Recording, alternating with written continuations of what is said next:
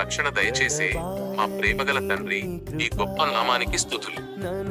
ఒకరి రక్షణ కంటే గొప్ప బహుమతి మరొకటి లేదు.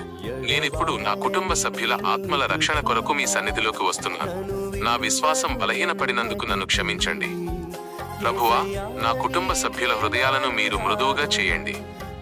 వారు సత్య సువార్తను స్వీకరించడానికి సిద్ధంగా ఉండాలి. వారి కళ్ళను మరియు చెవులను తెరవండి. అపవాది వారిని అంధకారంలో ఉంచుతున్న ప్రతి బంధకాన్ని నేను యేసుక్రీస్తు శక్తివంతమైన నామములో ఖండిస్తున్నాను.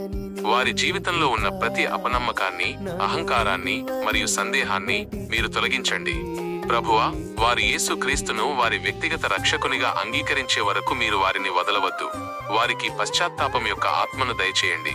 నేను వారికి మీ ప్రేమను మరియు మీ సత్యాన్ని ధైర్యంగా మరియు ప్రేమగా పంచుకోవడానికి నాకు జ్ఞానాన్ని దయచేయండి. నా జీవితం వారికి బలమైన సాక్ష్యంగా ఉండాలి. వారిని సరైన వ్యక్తులతో, విశ్వాసం గల వారితో కలవడానికి సహాయం చేయండి. ప్రభువా, ప్రభువైన యేసుక్రీస్తునందు విశ్వాసముంచుము, అప్పుడు నీవును నీ ఇంటి వారును రక్షణ పొందుదురు అనే మీ వాగ్దానంపై నేను గట్టిగా నిలబడుతున్నాను. నా కుటుంబమంతా రక్షణ పొందుతుంది మరియు మీ సంతోషంతో నిండి ఉంటుంది అని నేను విశ్వాసంతో ప్రకటిస్తున్నాను. నా ప్రార్థన ఆలకించి నా కుటుంబానికి రక్షణను దయచేస్తున్నందుకు మీకు కృతజ్ఞతాస్తుతులు.